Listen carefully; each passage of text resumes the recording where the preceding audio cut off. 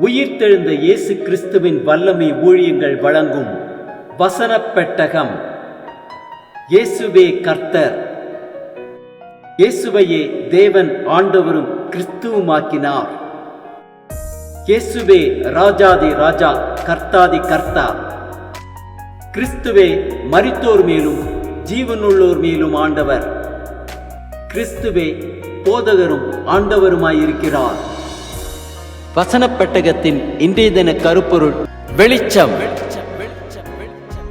தேவன் ஒளியாயிருக்கிறார், அவரில் எவ்வளவேனும் இருள் இல்லை. வெளிச்சத்தை குறித்ததான வேத வசனங்களை பார்க்கலாம். 1 பேதுரு 2:9 வாசிக்கிறோம், நீங்களோ உங்களை அந்தகாரத்தினின்று தம்முடைய ஆச்சரியமான ஒளியினிடத்திற்கு வரவழைத்தவருடைய புண்ணியங்களை அறிவிக்கும்படிக்கு தெரிந்து கொள்ளப்பட்ட சந்ததியாயும் ராஜரீகமான ஆசாரிய கூட்டமாயும் பரிசுத்த ஜாதியாயும் அவருக்கு சொந்தமான ஜனமாயும் இருக்கிறீர்கள். யோவான் 8:12 வாசிக்கிறோம், மறுபடியும் இயேசு ஜனங்களை நோக்கி, நான் உலகத்திற்கு ஒளியாயிருக்கிறேன், என்னை பின்பற்றுகிறவன் இருளிலே நடவாமல் ஜீவ ஒளியை அடைந்திருப்பான் என்றார்.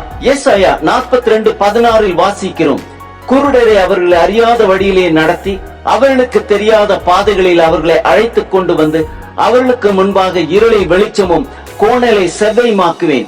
இந்த காரியங்களை நான் அவர்களுக்கு செய்து அவர்களை கைவிடாதிருப்பேன். நீதிமொழிகள் 21:4 வாசிக்கிறோம், மேட்டிமையான பார்வையும் அகந்தியான மனமுள்ள துன்மார்க்கர் போடும் வெளிச்சம் பாவமே. நீதிமொழிகள் 13:9 வாசிக்கிறோம், நீதிமான்களின் வெளிச்சம் சந்தோஷிப்பிக்கும், துன்மார்க்கரின் தீபமோ அணைந்து போம். எபேசியர் 5:14 வாசிக்கிறோம், ஆதலால் தூங்குகிற நீ விழித்து மரித்தோரை விட்டு எழுந்திரு, அப்பொழுது கிறிஸ்துவனை பிரகாசிப்பார் என்று சொல்லி இருக்கிறார். நீதிமொழிகள் 6:23 வாசிக்கிறோம், கட்டளையே விளக்கு, வேதனை வெளிச்சம், போதக சிற்சையே ஜீவ வழி. சங்கீதம் 139:12 வாசிக்கிறோம், உமக்கு மறைவாக இருளும் அந்தகாரப்படுத்தாது, இரவும் பகலை போல வெளிச்சமாயிருக்கும், உமக்கு இருளும் வெளிச்சமும் சரி.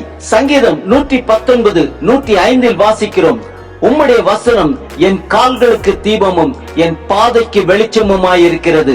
சங்கீதம் 119:130 வாசிக்கிறோம், உம்முடைய வசனத்தின் பிரசித்தம் வெளிச்சம் தந்து பேதைகளை உணர்வுள்ளவர்களாக்கும்.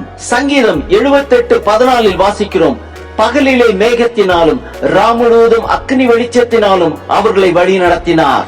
சங்கீதம் 56:13 வாசிக்கிறோம், நான் தேவனுக்கு முன்பாக ஜீவன் உள்ளவருடைய வெளிச்சத்திலே நடக்கும்படி நீர் என் ஆத்துமாவை மரணத்துக்கும் என் கால்களை இடர்களுக்கும் தப்பவியாதிருப்பீரோ.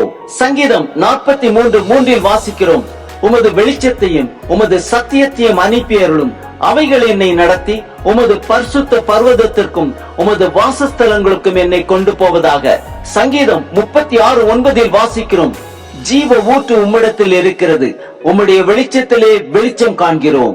சங்கீதம் 27:1 வாசிக்கிறோம், கர்த்தரின் வெளிச்சமும் என் இரட்சிப்புமானவர், யாருக்கு பயப்படுவேன், கர்த்தரின் ஜீவனின் பலனானவர், யாருக்கு அஞ்சுவேன். சங்கீதம் 18:28 வாசிக்கிறோம், தேவரீர் என் விளக்கை ஏற்றுவீர், என் தேவனாகிய கர்த்தர் என் இருளை வெளிச்சமாக்குவார். ஏசாயா 60:19-20 வாசிக்கிறோம், இனி சூரியன் உனக்கு பகலிலே வெளிச்சமாயிராமலும் சந்திரன் தன் வெளிச்சத்தால் உனக்கு பிரகாசியாமலும் கர்த்தர் உனக்கு நித்திய வெளிச்சமும் உன் தேவனே உனக்கு மகிமையுமாயிருப்பார். உன் சூரியன் இனி அஸ்தமிப்பதில்லை, உன் சந்திரன் மறைவதும் இல்லை, கர்த்தரே உனக்கு நித்திய வெளிச்சமாயிருப்பார். உன் துக்க நாட்கள் முடிந்து போம்.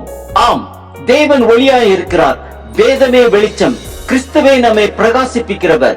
இரட்சிப்பின் பாத்திரத்தை எடுத்துக்கொண்டு கர்த்தருடைய நாமத்தை தொழுது கொள்வோம்.